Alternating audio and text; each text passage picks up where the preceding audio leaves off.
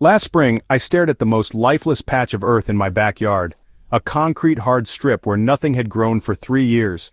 The previous homeowner had dumped construction debris there, and despite my best efforts with traditional composting and tilling, this ground remained as barren as a parking lot. My expensive soil amendments disappeared without a trace, my seeds rotted before sprouting, and even the hardiest weeds avoided this cursed earth. Then my neighbor mentioned something that changed everything, a technique her grandmother used during the Depression called the mint stack method. Within 6 months, that dead zone transformed into the most productive section of my garden. No backbreaking digging, no foul odors, and absolutely zero soil turning required. The secret weapon? Cardboard and the most overlooked powerhouse plant in your garden arsenal. Today, I'm sharing this game-changing method that awakens dead soil faster than any commercial amendment I've tried. This isn't just another composting trick, it's soil resurrection that works even in the most challenging conditions. Dead soil sends clear signals that most gardeners miss. Hard-packed earth that water runs off instead of penetrating, the absence of earthworms even after rain, and that telltale gray or dusty appearance all indicate severely depleted microbial life. Traditional solutions like rototilling or adding compost often fail because they don't address the root problem, the complete absence of beneficial organisms that make nutrients available to plants.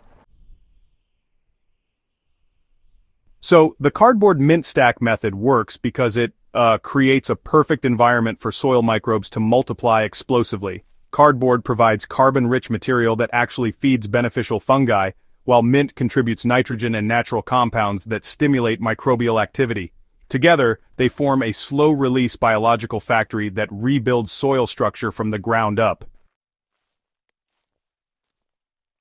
Here's the science behind the mint magic. Mint contains natural compounds called menthols and tannins that, honestly, most gardeners don't realize act as powerful soil conditioners.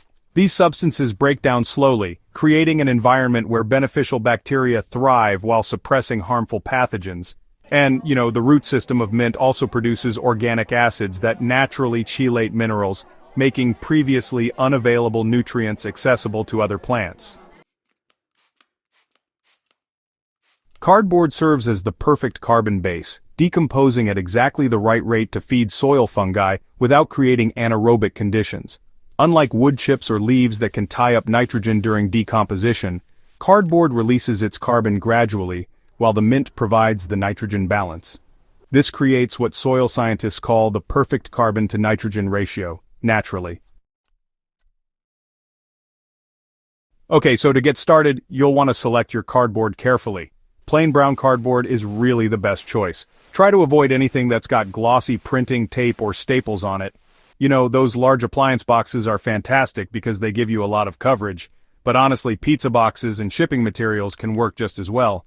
Just make sure you remove all the tape and any staples and then lay the cardboard directly over your dead soil. No need to do any prep work underneath. When you're laying down your cardboard, be sure to overlap each piece by at least 6 inches. This helps prevent weeds from sneaking through any gaps. And don't stress about pulling up any existing vegetation underneath. The cardboard will smother it completely. Plus, as that plant matter breaks down, it'll actually help improve your soil, which is a nice bonus. Next up comes the mint layer, and honestly, this is where things get pretty interesting. You don't need to go out and buy expensive mint plants from the nursery. Instead, just cut some stems from existing mint plants, including any runners or root pieces you can find. Spearmint, peppermint, even chocolate mint, they all work great for this. Then, go ahead and spread those mint cuttings evenly across the cardboard, aiming for a layer that's about 2 inches thick. The layering process that changes everything. Water your mint layer thoroughly until the cardboard underneath becomes saturated. This initial watering is crucial because it begins the decomposition process and helps the mint cuttings establish contact with the soil below. The cardboard will feel soggy and start conforming to the ground contours. This is exactly what you want. Add a final layer of any organic matter you have available. Grass clippings fallen, leaves, kitchen scraps, or even shredded paper. This top layer protects the mint from drying out and provides additional decomposition material. Keep this covering light. About 1 inch thick prevents the stack from becoming anaerobic. The waiting game that rewards patience. Here's where this method surpasses traditional composting. You do absolutely nothing for the first month. No turning, no watering unless conditions are extremely dry, and no checking underneath. The magic happens in darkness as billions of microorganisms colonize the cardboard and mint mixture. After about 6 weeks, you'll start to notice the cardboard edges softening and turning a bit darker. The mint should have mostly broken down by then, leaving behind this rich, dark residue that smells earthy, not rotten.